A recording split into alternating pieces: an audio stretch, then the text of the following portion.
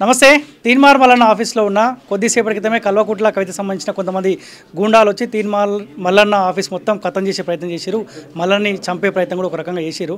So నాతో పాటు మన తొలి వెలుగు CEO రగన్న ఉన్నాడు. అన్న నమస్తే. నమస్తే. సో ఎట్లా చూస్తా ఉన్నారు ఈ దాడిని ఖండించాల్సిందే. ఎవరెవరి మీద దాడి చేసినా ఖండించాల్సిందే. మల్లన్న పోయి కవిత ఇంటి మీద దాడి చేసినా ఖండించాల్సిందే. సో ఇప్పుడు ఈ భౌతిక దాడిని కూడా మేము పూర్తిగా ఖండిస్తున్నాం. ఇది వీళ్ళకి అలవాటైన సంస్కృతి బేసిక్గా. ఇప్పుడు ముందు నుంచి అంతే కదా. ఇప్పుడు నన్ను అరెస్ట్ చేసిన విధానం కాళోజీ శ్రీనివాస్ని ఆయన్ని కొట్టించిన ఈమెనే కదా. మొత్తం ఆ రోజు టాస్క్ ఫోర్స్ని పిలిపించి వాళ్ళతో మాట్లాడి కొట్టించిన వ్యవహారము, గతంలో మల్లన్న మీద జరిగిన దాడి, ఇంకా ఈ రాష్ట్రంలో క్వశ్చన్ చేస్తున్న వాళ్ళ మీద జరుగుతున్న దాడులు, నేరెళ్ల సంఘటన కండ్ల ముందు ఉన్నదే కదా. ఈమె ఉన్నప్పుడు జరిగిన వ్యవహారమే కదా, వీళ్ళ అధికారంలో ఉన్నప్పుడు. సో వీళ్ళకి ఇవన్నీ కామను. అందరికేమో ఒక మాట అంటే ఇంకో మాట అంటారు, లేకపోతే పోయి కేసు పెడతారు, ఇంకోటి చేస్తారు. కానీ వీళ్ళు మాత్రం వీళ్ళ సంస్కృతి దాడి అనమాట. చంపడము, దాడులు చేయడము, అటాక్ చేయడము, ఇది వీళ్ళ కల్చర్. ఇది ఇప్పుడు మల్లన్న ప్రతిపక్ష హోదాలో ఉన్నప్పుడు దాడి జరిగింది, ఇండిపెండెంట్ ఉన్నప్పుడు దాడి జరిగింది. ఇప్పుడు స్వయాన అధికార పార్టీ ఎమ్మెల్సీ కొనసాగుతా ఉన్నాడు. అంటే ఒక పగడ్బందీ ప్లాన్ తోటే జాగృతి కార్యకర్తలు దాడి చేశారు అనుకోవచ్చా? అంటే వాళ్ళకి ఇప్పుడు మనం అధికారంలో ఉన్నామా ప్రతిపక్షంలో ఉన్నామా అన్నది వాళ్ళకి ఏమి ఉండదు. వాళ్ళు ఇప్పుడు అధికారం పోయినా ప్రతిపక్షంలో ఉన్నా మేము అధికారంలోనే ఉన్నామన్న ఫీలింగ్లోనే ఉంటారు. ఎందుకంటే డబ్బు ఉంది కదా, కావాల్సినన్ని భూములు ఉన్నాయి, వందల వేల కోట్ల రూపాయల నిల్వలు అక్కడ పోగుబడి ఉన్నాయి. సో ఎవరిని ఏ రకంగానైనా మేనేజ్ చేయొచ్చు. అధికారంలో ఉన్న వాళ్ళతో కూడా కలిసి కూర్చొని మాట్లాడుకోవచ్చు, డబ్బులు ఇచ్చి ఇంకోటి చేసుకోవచ్చు. సో వాళ్ళ ధీమా అదనమాట. వాళ్ళ దగ్గర దోపిడీ చేసిన సొమ్ము కావలసినంత ఉన్నది. సో కాబట్టి వాళ్ళకి అధికార పక్షం ప్రతిపక్షంలో ఉన్నామా, మనకు వెనకాల పోలీసులు లేరు కదా, ఇప్పుడు ఇవన్నీ ఏమి ఉండవు. అవసరం అనుకుంటే అందరినీ ఒక లైన్లోకి తీసుకురాగలిగే శక్తి వాళ్ళ దగ్గర ఉన్నది. అదే మనీ. ఇబ్బంది ఏంటంటే తీన్మార్ మల్లన్న కవితని కించపరిచే రకంగా మాట్లాడినంట. సో ఆ భాష ఎట్లా మాట్లాడతారని చెప్పి వాళ్ళు వచ్చి అటాక్ చేసినారంట. ఇప్పుడు ఆ రకంగా ఆయన మాట్లాడే భాష మీకు నచ్చకపోతే డెమోక్రటిక్గా మీరు ఇంకొక తరహాలో మీరు వెళ్ళొచ్చు, కేసు పెట్టవచ్చు, ఇంకేదన్నా చేయొచ్చు. మరి అట్లాగే అనుకుంటే మీ ఫ్యామిలీ మాట్లాడిన బూతులు అసలు ఇది రాజకీయ చరిత్రలోనే ఎవరు మాట్లాడలే కదా. కేంద్ర మంత్రిని కేసీఆర్ రండా అన్నాడు. మరి ఇప్పుడు కిషన్ రెడ్డి మొత్తం మందినంతా పంపించి కేసీఆర్ ఫామ్ హౌస్ మొత్తం కూలగొట్టాలి, ఇంటి మీద దాడి చేయాలి, రక్తపాతం సృష్టించాలి, వాళ్ళు కూడా కాల్పులు జరపాలి. ఇదంతా జరగాలి కదా. మరి ఆనాడు వాళ్ళు సైలెంట్గా ఉన్నారు. ఇదే కేటీఆర్ ఆనాడు మూమెంట్లో ఆ తర్వాత కూడా లా కొడక అని మాట్లాడిండు. మరి లా అంటే ఏంది? ఆమె కూడా తల్లిని ఉద్దేశించి మాట్లాడినట్టే కదా. మరి మీరు మాత్రం తల్లులు, అవతలలు మాత్రం కాదా? ఇట్లా ఒక్కొక్కటి మీరు చూసుకుంటూ వెళ్తే కొన్ని వందల బూతులు. మీటింగ్లలోనే మహిళలను పట్టుకొని కుక్కలు అన్నాడు కేసీఆర్. మరి ఇవన్నీ బూతులు కావా? నేను ఆయన ఒక సామెత అని చెప్పినా అంటున్నాడు. మీరు ఆయన సామెత చెప్పిండా, మిమ్మల్ని తిట్టిండా, మీరు డెమోక్రటిక్గా తేల్చుకోండి. ఇక్కడికి ఆయన ఆఫీస్కి ఎంతోమంది వస్తుంటారు, ఆయన ఆఫీసులో కొంతమంది పనిచేస్తూ ఉంటారు. ఇప్పుడు మీరు బాగానే ఉంటారు, కానీ మధ్యలో ఉన్న వాళ్ళకి ఎందుకు ఈ రక్తపాతం ఇదంతా? సో అక్కడికి వెళ్తే జనాలు ఉంటారన్న సోయి కూడా మీకు ఒక బాధ్యత గల ఎంపీ పదవిలో ఉన్నవాళ్ళు, మీరు గతంలో ఎమ్మెల్సీగా చేసిన వాళ్ళు ఇప్పుడు పార్టీ అంటున్నారు, కేసీఆర్తోనే కొట్లాడుతున్నారు మీరు. మరి మీకు ఆ సోయి ఎక్కడ పోయింది? ఇప్పుడు కవిత ఏమంటుంది? ఇంతకుముందు ప్రెస్ మీట్లో నేను చూసినా ఆమె ఏమంటుంది, గాయంత దానికే మీరు కాల్పులు జరుపుతారా అంటుంది. మరి అదే మీ ఇంటికి కూడా వచ్చేసి గాయంతనే పని చేస్తారు. మరి మీ చుట్టూ ఉన్న గన్మెన్లు కానీ మిగతా కూర్చుంటారా? కూర్చుంటారా? అంటే కవిత ఇన్వాల్వ్మెంట్ తోటే దాడికి వచ్చారనుకోవచ్చు. ఆమె వెళ్ళి కంప్లైంట్ చేసింది కదా. ఇదే కంప్లైంట్ ముందు ఎందుకు చేయలే? ఇప్పుడు ఆమె మొత్తం ఇష్యూ అయిందని చెప్పి వెళ్ళి కంప్లైంట్ చేసింది. ఇదే కంప్లైంట్ మరి నీకు ఇబ్బంది కలిగినప్పుడు, ఆయన అన్న మాట మీద ఇబ్బంది కలిగినప్పుడు కూడా వెళ్ళి కంప్లైంట్ చేయాల్సి ఉండే కదా. అంటే కవిత ప్రమేయం లేకుండానే వాళ్ళ అంచెలు వచ్చి అటాక్ చేశారు అనుకోవచ్చు. అట్లా కూడా ఆమె ఓపెన్గానే చెప్తుంది కదా, నేను మా వాళ్ళకి కోపం వచ్చి వెళ్ళి ఉంటారు అని. ఆమె ఓపెన్ వాళ్ళ 8:55కే వాళ్ళ గ్రూప్లో చాటింగ్స్ అన్ని బయటకు వస్తున్నాయి కదా. సో మనం మళ్ళీ నా ఆఫీస్కి వెళ్ళాలి, ఈరోజు అటాక్ చేయాలని వాళ్ళు గ్రూప్లలో మాట్లాడుకున్నది వస్తున్నది కదా. సో ఆమెకు అంతా పర్ఫెక్ట్గా తెలుసు. సో ఆయన బీసీ వాదం అంటున్నాడు, నేను కూడా బీసీ వాదం అని ఒక డ్రామా చేస్తున్నా. సో ఆయన మీద అటాక్ చేస్తే ఇంకొంత ఇది ఫ్లేరప్ అవుతుంది అన్న ఒక ఆలోచన కూడా అయి ఉండొచ్చు ఆమెది. ఎందుకంటే ఇవన్నీ ఇవే డ్రామాలు కదా. ఇప్పుడు అందరు కలిసి తీన్మార్ మల్లన్న పైన అటాక్ చేశారు అనుకోవచ్చు. ఎందుకంటే తీన్మార్ మల్లన్న కాంగ్రెస్ పార్టీని కూడా ఈ మధ్య ప్రశ్నిస్తూ ఉన్నాడు, ఇచ్చిన హామీల గురించి గట్టిగా మాట్లాడుతూ ఉన్నాడు. కాంగ్రెస్ జాగృతి రెండు కలిసి దాడి చేశారు అనుకోవచ్చు. ఉన్నారా లేదన్నది ఆయన చెప్పాలి.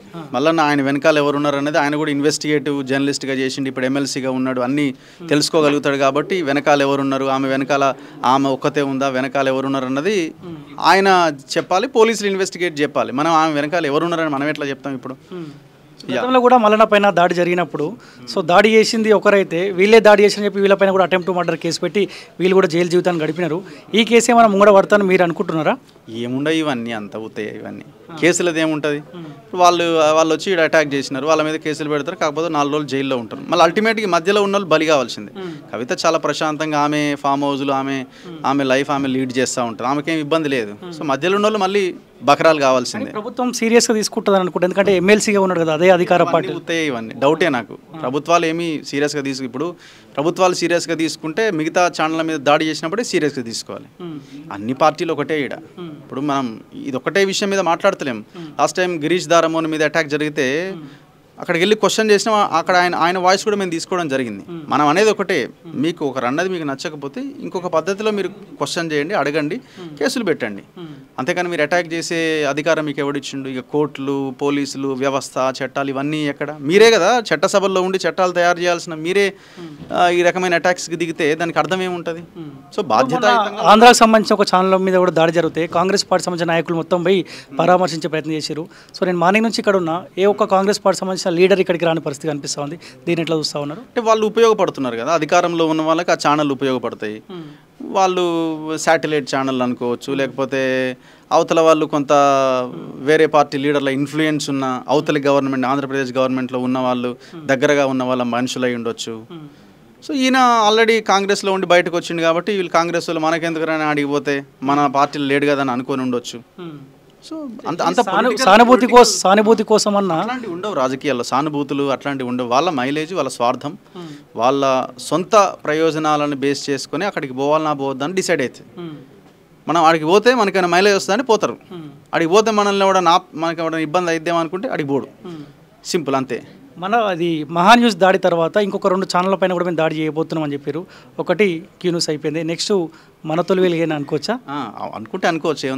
నా ఆఫీస్ మీద ఆల్రెడీ ఈమె రెక్కి చేసింది. ఆల్రెడీ ఒక 2 మనుషులని పెట్టి ఒక నెలన్నర క్రితం ఐ థింక్ నాకున్న సోర్స్ 1.5-2 months బ్యాకే ఆమె రెక్కి చేయించింది. ఆల్రెడీ రెక్కి చేయించింది. మేము ఆఫీస్ మాకు అక్కడ బేసిక్గా నా కెమెరాలు లేకపోవడము మనం అది చూసుకోలేకపోయినాం. ఆల్రెడీ నాకు తెలిసి కూడా 1.5 month అయిపోయింది. సో మనం ఆ ఎవిడెన్స్ ఏందనేది చెప్పలేకపోయినాము. సో కాబట్టి ఈమె ఆల్రెడీ ఆ ప్రయత్నం చేసింది. ఇంతే వీళ్ళ బతుకులే ఇంత. ఇక్కడ కూడా ఒక ప్లాన్ తోటే చేసారు. రాగానే సీసీ ఫుటేజ్ ఆనవాళ్ళు దొరకకుండా ఆ సీసీ ఫుటేజ్ సంబంధించిన వైర్లు మొత్తం కట్ చేసుకొని చేస్తారు వీళ్ళు. ఎక్కడెక్కడ ఏమున్నాయి, ఎట్లా అటాక్ చేయాలా, ఎట్లా లోపలికి ఎంటర్ కావాలా, వీళ్ళు మందిని ఆగం చేయడంలో మొట్టమొదటిగా ఉంటారు. బాగు చేయడంలో అది తర్వాత వాళ్ళు బాగుపడదామని చూస్తారు, మందిని ఆగం చేస్తారు. దాంట్లో ఫస్ట్ ప్లేస్లో ఉంటారు. రాష్ట్ర ప్రభుత్వానికి ఒక సీనియర్ జర్నలిస్టుగా, మన తొలి వెలుగు సీఈఓగా ఏం చెప్పదలుచుకున్నారు? రేవంత్ రెడ్డికి ముఖ్యంగా ఏం రిక్వెస్ట్ చేయదలుచుకున్నారు? అదే, ఇప్పుడు వీళ్ళు ఈ అరాచకాలని ఆపాలి అని అంటే అసలు ఫస్ట్ వీళ్ళ మీద కేసెస్ పెట్టాలి. వాళ్ళని ఫైనాన్షియల్గా ఫస్ట్ ఇది చేయాలి. ఫైనాన్షియల్గా అంటే వాళ్ళని కష్టపడి సంపాదించిన సొమ్ము నేను లాక్కోమనట్లే, జనం దగ్గర నుంచి దోపిడీ చేసిన సొమ్ము ఏదైతే ఉందో దాన్ని ఫస్ట్ రికవరీ చేయాలి. రికవరీ చేసి రాష్ట్ర ప్రభుత్వం డబ్బులు లేవు, కోసిన డబ్బులు లేవు, వస్తలేవని, కోసిన డబ్బులు లేవని అంటుండే కదా ముఖ్యమంత్రి. మరి ఆ డబ్బులు అక్కడ ఉన్నాయి, ఆ భూముల లెక్కింది, ఆ వ్యవహారం ఏంది మొత్తం తేలిస్తే వాళ్ళు కొంత చెలరేగకుండా ఉండడానికి, అరాచకాలు చేయకుండా ఉండడానికి కొంత నిలబడుతుంది, స్టాప్ అవుతుంది అక్కడ. కానీ ఆ ప్రయత్నం చేస్తారా వీళ్ళు? కవిత చెప్పాలా, ఆమె బ్లూ షీట్లు, బౌన్సర్లు, భూములు, ఈ కథ ఎవరికి తెలియదు. ఈమె సంపాదన అంతా ఎట్లా వచ్చింది? బీసీ అంటుంది కదా. ఇప్పుడు ఆమె బీసీ అన్న నినాదము మాట్లాడే ముందు ఆమె బీసీలకు చేసిన ద్రోహం గురించి మాట్లాడాలి. ఆమె కబ్జాలు పెట్టిన ఎస్సీ ఎస్టీ బీసీల భూముల లెక్క తేల్చాలి. అలా అన్న కబ్జాలు పెట్టిన ఎస్సీ ఎస్టీ భూముల లెక్క చెప్పాలి. సారా దందా వల్ల నష్టపోయిన బీసీల ఎస్సీ ఎస్టీ బీసీల లెక్క చెప్పాలి. ఈమె బీసీ నేను అసలు ఇట్లా అంటారా, మహిళలను ఆగం చేసేందుకే కదా నువ్వు లిక్కర్ వ్యాపారం స్టార్ట్ చేసింది. మరి మీకు ఏం రైట్ ఉన్నది చెప్పండి? ఇప్పుడు ఈ దాడి తర్వాత అయినా బీసీలు ఏకం కావాల్సిన అవసరం ఉందా? ఏకం అవుతారని మీరు అనుకుంటున్నారా? అందరూ ఏకం కావాలి. అందరూ ఏకమై ఇట్లాంటి శక్తుల మీద పోరాడాల్సిన అవసరం ఉంది. వాడు అధికారంలో ఉండని, అపోజిషన్లో ఉండని, ఈ రకమైన దాడులని ప్రతి ఒక్కరం ఖండించాల్సిందే.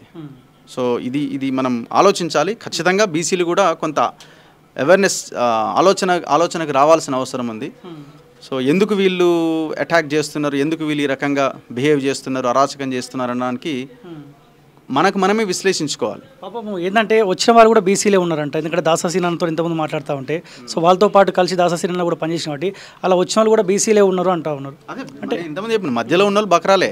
ఇప్పుడు వాళ్ళ మీద కేసులు అవుతాయి. ఇప్పుడు ఆయన ఎమ్మెల్సీ, సో ఆయన ఇద్దరు గన్మెన్లు ఉన్నారు, గన్మెన్ల మీద కూడా అటాక్ చేసినారు, గన్ను లాక్కునే ప్రయత్నం, ఇవన్నీ చాలా సీరియస్ అఫెన్స్ కదా. ఇప్పుడు ఎవరు బలవుతారు? కవితకి ఏముంది, మంచిగా పోయింది, కంప్లైంట్ ఇచ్చింది, మళ్ళీ ఇంట్లోకి పోయింది, మంచిగా తిని ప్రశాంతంగా ఉండొచ్చు ఆమె. మధ్యలో ఉన్నోడి వాళ్ళ బకరా. ఇప్పుడు వాళ్ళు వీళ్ళ మీద అటాక్ చేసి వీళ్ళు కూడా వాళ్ళ మీద మధ్యలో వచ్చిన వాళ్ళకి ఏదో ఒకటి రెండు దెబ్బలన్నా వాళ్ళకి పడి ఉంటాయి కదా. మరి ఎవడు లాస్ అయినట్టు, ఎవడు నష్టపోయినట్టు? అందుకే ఇట్లాంటి అటాక్స్లో పాల్గొనే వాళ్ళు కూడా ఆలోచించుకోవాలి.